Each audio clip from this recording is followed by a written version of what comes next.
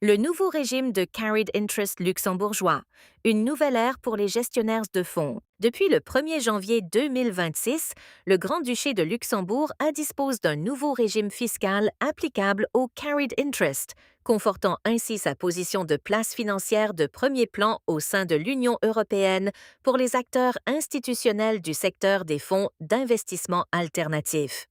La présente note a vocation à présenter de manière synthétique les caractéristiques substantielles de ce nouveau régime. Pourquoi cette réforme était-elle nécessaire?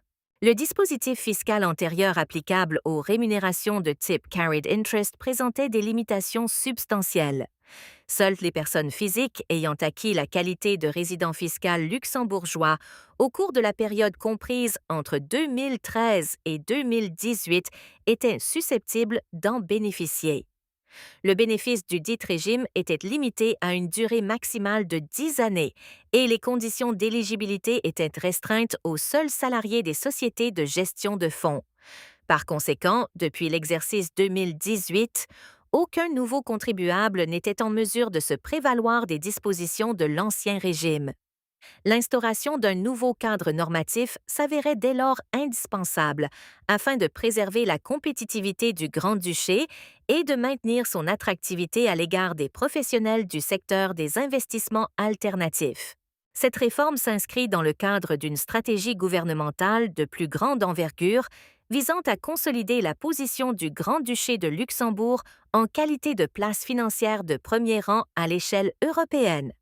Concomitamment à la refonte du régime fiscal des carried interest et les autorités luxembourgeoises ont procédé à une modification du dispositif fiscal des impatriés, prévoyant désormais une exonération d'impôt sur le revenu à hauteur de 50 pour les revenus n'excédant pas 400 000 euros, ont renforcé les mécanismes légaux d'intéressement aux bénéfices et ont instauré un nouveau cadre fiscal dérogatoire applicable aux options de souscription d'actions, stock option, aux bénéfices des startups. Deux catégories de carried interest. La nouvelle loi crée deux catégories distinctes de carried interest, chacune avec son propre traitement fiscal. Le contractual carry constitue la structure la plus simple des deux dispositifs. Dans ce cadre, le bénéficiaire perçoit une quote-part des bénéfices du fonds par le biais d'un versement au titre du carry, sans être tenu d'investir. Cette rémunération s'apparente à une prime liée à la performance du véhicule d'investissement. Le régime fiscal applicable est particulièrement favorable. Seul le quart du taux normal d'imposition sur le revenu s'applique, soit un taux effectif d'environ 11,5 ou 13 en incluant la contribution dépendance. Le mécanisme du Participation Carry, également désigné sous le terme de Carried Invest, implique que le gérant procède à un investissement en capital afin d'acquérir un droit de participer aux distributions de carry. Ce dispositif se distingue du co-investissement classique en ce qu'il porte spécifiquement sur le traitement fiscal de la distribution du carried interest elle-même. Le nouveau régime ne prévoit ni seuil minimal d'investissement, ni pourcentage déterminé du capital devant être souscrit.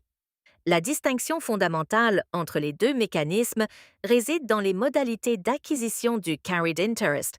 Le contractual carry confère un droit contractuel sans contrepartie financière, tandis que le participation carry requiert un investissement effectif. Sous réserve du respect de deux conditions cumulatives, à savoir une période de détention minimale de 6 mois et une participation ne pouvant excéder 10 du capital du fonds, le carried interest bénéficie d'une exonération totale de l'impôt luxembourgeois. Éligibilité élargie. Le nouveau régime élargit substantiellement les catégories de personnes éligibles. Sont désormais visées l'ensemble des personnes physiques participant activement, de manière directe ou indirecte, à la gestion d'un fonds d'investissement.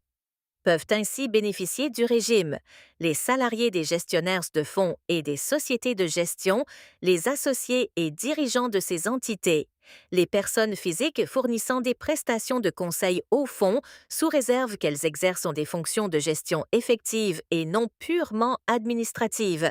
Les administrateurs indépendants siégeant au conseil d'administration du fonds, les actionnaires des sociétés de gestion, ainsi que les autres personnes non salariées titulaires de droit à un carried interest. Il est important de noter que le régime préférentiel ne s'applique qu'aux personnes physiques, pas aux sociétés.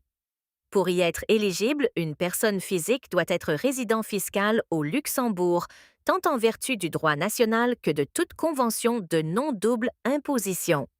Flexibilité de structuration. Le nouveau régime permet de répondre aux besoins tant des modèles D-Carried Interest en cascade, waterfall, à l'échelle du fonds, de type européen, que des modèles D-Carried Interest Operation par opération, deal by deal, de type américain. La forme juridique du fonds,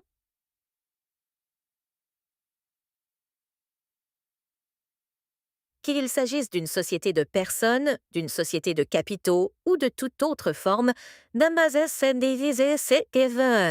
pas d'incidence sur l'applicabilité du régime. Dans la plupart des cas, les carried interests sont structurés par l'intermédiaire d'un véhicule ad hoc dédié, tel qu'une société en commandite spéciale luxembourgeoise, SCSP, offrant ainsi une flexibilité accrue en matière de clauses de restitution, clawback, et d'autres considérations de structuration. Étape de pratique. Les gérants et conseils de fonds d'investissement sont invités à procéder à un réexamen des dispositifs existants de carried interest afin d'en apprécier la compatibilité avec le nouveau régime, à analyser la documentation contractuelle des fonds, notamment les LP1 et les clauses relatives aux mécanismes de distribution en cascade, waterfall, en vue de vérifier leur conformité aux nouvelles exigences réglementaires, ainsi qu'à anticiper avec diligence tout transport de résidence au Luxembourg, aux fins d'y établir une résidence fiscale conforme à l'ensemble des dispositions légales et conventionnelles applicables.